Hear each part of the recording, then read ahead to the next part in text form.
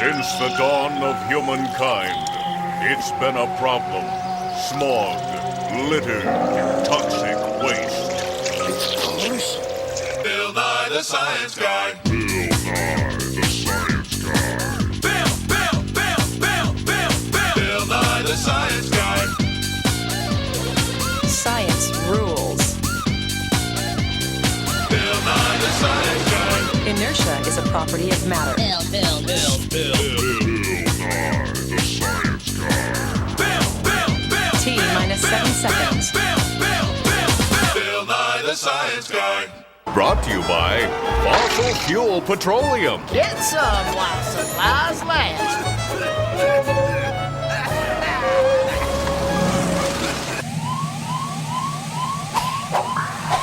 There's only one place humans can live, the Earth. But we're making it harder and harder on ourselves because we're making our planet more and more unclean. Talking about pollution, toxic waste, carbon monoxide, extra carbon dioxide, extra fertilizer, oil spills. It's all pollution. We even have noise pollution. Now, these extra chemical compounds, the way we use and handle them, making our world very unclean. Now, if we're going to survive, we need to understand pollution. Take a look at this. It's our land, air, water, birthplace of science. It's an ecosystem. And in here, people have built buildings, and roads, they've got vehicles, and over here are some farm animals. Let's say they throw their trash away in this landfill. Okay, they throw their trash away in this landfill. And let's say their vehicles spew various gases up into the atmosphere. The thing to remember is that the Earth is a closed system. The Earth is a closed system. The Earth is a closed system. There's no way for pollution to get out. So when it rains, the chemicals in the air, the chemicals in the landfill, mix with the rain. The water carries the chemicals through groundwater till all the chemicals end up in rivers, lakes, and streams. See, the pollution can't get out. Now, would you drink this water? Suppose you had to drink that. No thanks.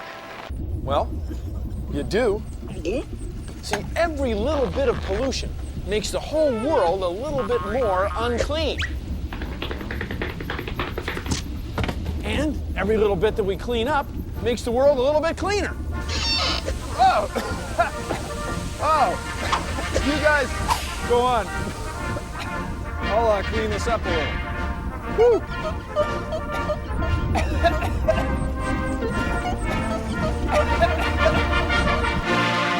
Clean water! Clean water to clean planet!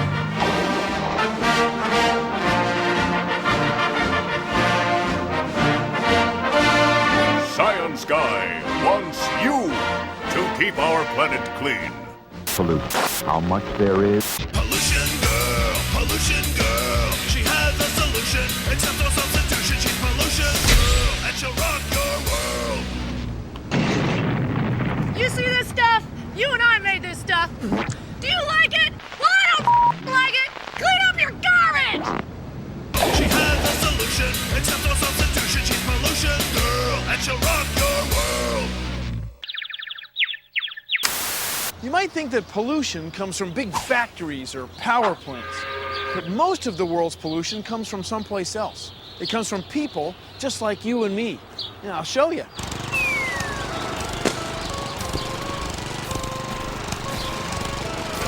Lawnmowers make a lot of air and noise pollution. The gasoline people spill filling their lawnmower engines gets in the air too. Wood stoves and barbecues make air pollution.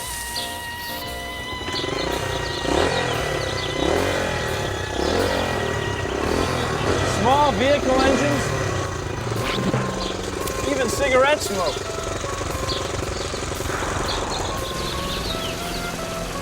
This is all part of what we call non-point source pollution. See, the pollution that each person makes might not seem like any big deal.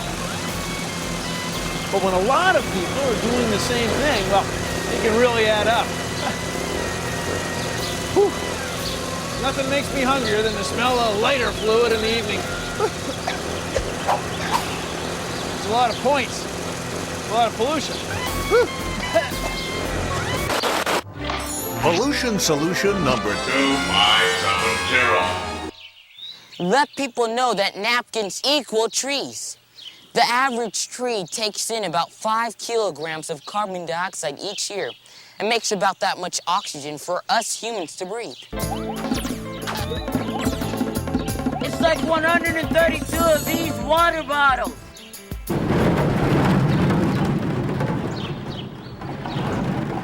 But if we cut down too many trees, we might end up with too much carbon dioxide in the atmosphere. And this could change the temperature of our planet. You know, global warming. So here's what we do.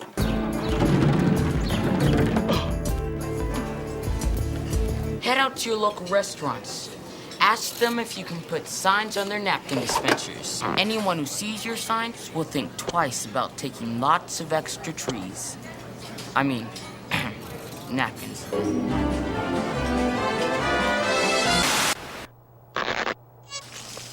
Clean, clean, I love to clean.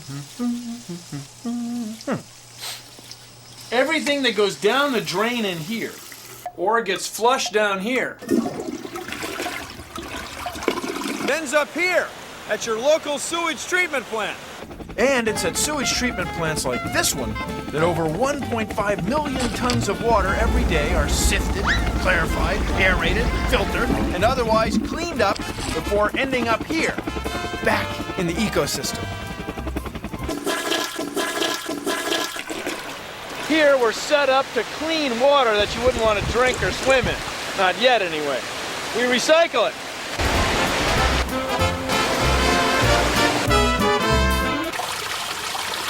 This is a storm drain. This is the outflow to the storm drain. When water runs off the street, it goes down here. And it comes out here. It's connected to a bunch of pipes hidden under the street that carry the water out into the bay. This drain is not connected to a water waste treatment plant. Anything that goes down here ends up out there. But anything that goes down here or here gets processed and cleaned up in here before ending up out there.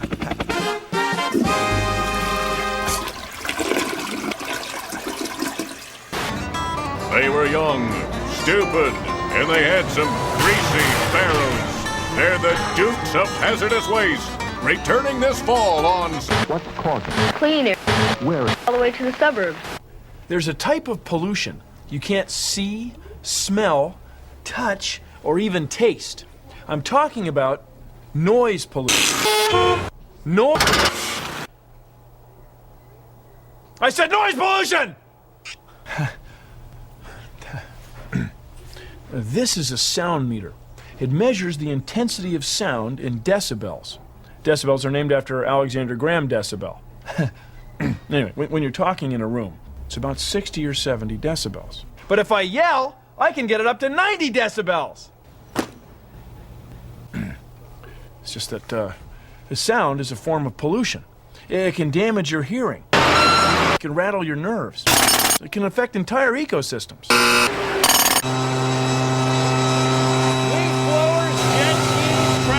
Chainsaws, boom boxes, construction vehicles, lawn mowers, airplanes, bagpipes, chainsaws. The world can get pretty loud. A long-term exposure to anything over 85 decibels for an extended period can lead to hearing loss, can result in hearing loss. I said long-term exposure to over 85 decibels for a long time can hurt your hearing. A lot of places have laws against noise. Noise is just another form of pollution. Noise.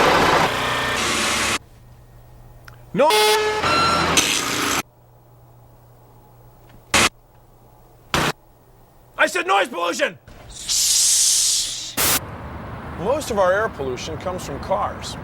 Cars not only make the air dirty, they spread it out. please consider the following. Take a look at this. It's our model toy car of science.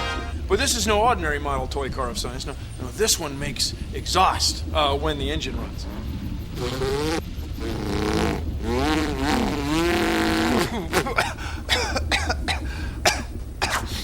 Anyway, this car exhaust is part of the problem. Now take a look at this. It's our air pollution distribution map model of science. So watch. We'll run some theater fog under this map. And watch, the pollution comes out everywhere that cars go. Along roads, at intersections, the air pollution gets spread all over the map. So, cars make pollution and they spread it out. What to do? Well, maybe you've heard of electric cars. Electric cars don't use energy that's free, no, they use electricity. And electricity is usually generated at an electric power plant, where we make it by burning coal, oil, natural gas, or gasoline. So here's the thing. Electric power plants usually generate electricity in just one place. So instead of the smoke going all over the map, it comes out here at the electric power plant. So it should be possible to generate the energy here and then filter it to keep the air clean. See, that's the idea behind electric cars, controlling the air pollution. Well, thank you for joining me on 3, 2, 1, go! Go! Go! The light hits the solar panel and it makes the motor turn. I went through 12 designs.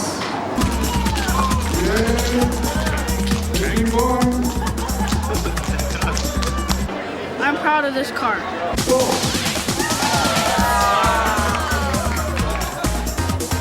Electric cars do make some pollution, but they don't. But I don't know, solar cars, I'd like to make a real big one where I can sit in it and drive down the highway.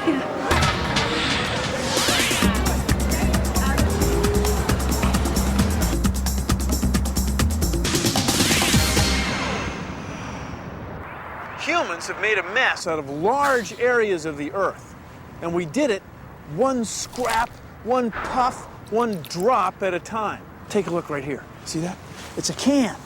Now, I don't know about you, but this kind of ruins it for me, this one piece of trash. I mean, when I see it on the ground, I think, well, my eye goes right to it. I mean, that one can in there makes this ecosystem unclean. But here's the thing. Humans get rid of millions of cans every day all over North America. See, so this is all part of what we call non-point source pollution. It's not a factory someplace throwing cans into fields. No, it's people that do it. People throw cans into fields. People let oil run out of the bottom of their cars into storm drains. And it's people that let their pets poop all over the place, which brings diseases into our water supply, see? People make non-point source pollution. Non-point source pollution. And we do it one puff, one drop, one can at a time. See, so listen, people, be careful with your pieces of pollution. See,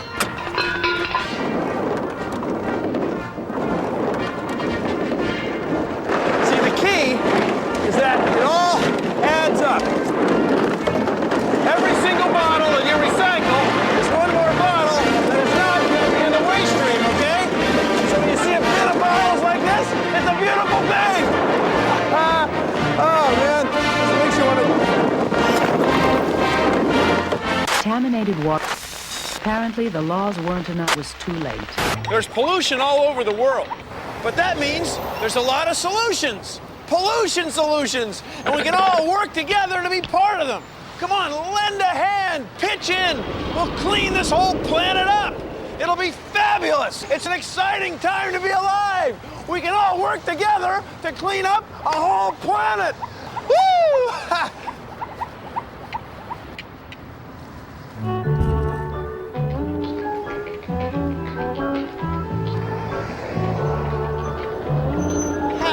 See? That's the way. Actually, I think it's 2 blocks farther down there. The environment. This is Paper or plastic? On the paper side, I'm dioxin. And on the plastic side, I'm polypropylene. Let's get right to it. Dye, you fibrous bag. Are you aware that plastic is much more durable and therefore much more desirable as a container for groceries? Durability equals more reusability. End of discussion. Excuse me, Miss Plastic Personality, but paper is much easier to recycle, and it isn't filled with toxins like benzene and even the more dreaded polypropylene. There's no need to get personal here, you chlorine bleached twine. Who are you calling a chlorine bleached twine? Why, you little flat off! Next week, cloth, a better solution. This is a thermostat. It's an electric switch that controls the laboratory furnace. It keeps the lab at about the same temperature all day. Most houses in North America have thermostats because we need to heat our houses during the wintertime. Take a look at this. It's our Cityscape thermometer model of science. And imagine there's a thermostat in each one of these houses. And the temperature of the house is shown on these giant thermometers. Now suppose that everybody turned their thermostats down just a little bit, just a couple of degrees Celsius. Well then, everybody will save a little bit of energy, right? And the houses will be just a little bit cooler. You could probably keep warm just by wearing a lab coat. Anyway, each house will save a little bit of energy, but all the houses together will save a lot of energy. The level of this liquid represents the fuel or the energy that we'd save if everybody turned their thermostats down just a little bit. See, it's a huge amount of energy. Every house in North America, every thermostat, I mean, that's a lot of energy. And when you save energy, you make less pollution because you're not burning fuel or coal, natural gas, or oil. See, and on top of that, when you use less energy, you spend less money. It's a triple threat. You know, less energy, less pollution, less money. Used to great. Down to 20 and full model. Some trash is biodegradable, which means it rots or decomposes when left outside and eventually becomes part of the earth. But a lot of our trash just sits there. So here's an experiment that you can do to find out what's biodegradable and what's not. All you need is 6 clear jars, some labels, a pen, and some water. Now, collect some trash from around the house, whatever you and your family throw away every day. Fill each jar half the way full with water. Then toss a piece of trash in each one.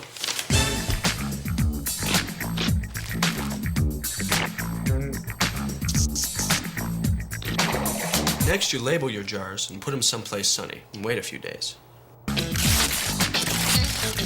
You can see what happened. Some changed and some didn't. That's because plant and animal products are biodegradable and safe to throw away. But things like plastic and aluminum can't rot, can stay around for hundreds of years. So next time you go to buy something, think, is it biodegradable or not?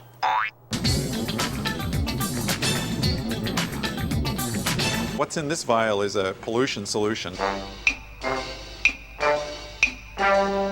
This is plastic extracted from plants.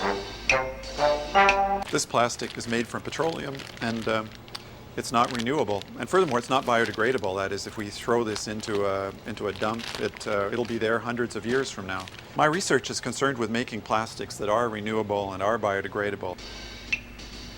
This is ground up plastic, but we can melt this and cast it into shapes, and this is a little piece of plastic we made in the lab. Not commercial quality, but this is lab plastic. This is biodegradable. If I just threw it on the ground, this would be gone in about 3 weeks. These plants are making the plastic basically from sunlight and water and air. I think eventually we'll replace petroleum-derived plastics with plastics made from plants. Bill. Oh, there you are. Plastic is great. It's strong, it's durable, but here's the thing, it doesn't break down. So it ends up in an ocean or a lake. It just sits there until it washes up on shore or some animal eats it. And that's bad, that's really bad. Every year, thousands and thousands of animals die from the plastic we throw away. Plastic isn't the only kind of pollution that's hard on things that live in the water. You know, some factories belch chemicals that end up in the sky, chemicals like sulfur and nitrogen that form sulfuric acid and nitric acid, and that makes acid rain. When the rain comes down, the acid gets in the water, and that can be very hard on fish and the food that fish eat. Yeah. Pretty soon, you wouldn't need a fishing pole around here, for crying out loud. So I'll tell you what I'm gonna do. I'm gonna clean this place up. I'm gonna pick up the trash. Where's your soapbox, One piece Bill? at a time. That's what I'm gonna do. Bill? See, the trash all got here one piece at a time. So I'm gonna pick it up one piece at a time. Is that okay? It's not just the foam. It's not the plastic. It's all of it together. It's hard on living things. Everybody picks up one piece at a time. The place eventually is gonna be clean. Okay?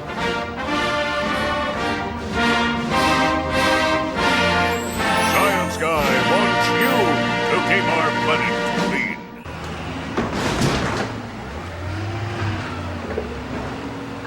Well, that's our show. Thanks for watching. You'll excuse me. I've got some high-grade copper wire to recycle. I seem to be caught here. Bill. Bill. Now you've done it. Bill. A little tangle was all. Don't panic, Bill. Stay calm. Okay, now you can panic.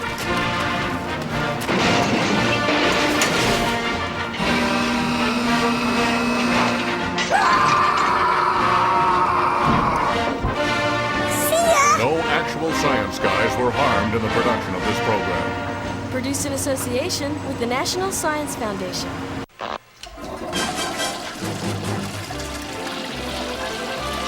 Pollution solution number 349. Put a container full of water in your toilet.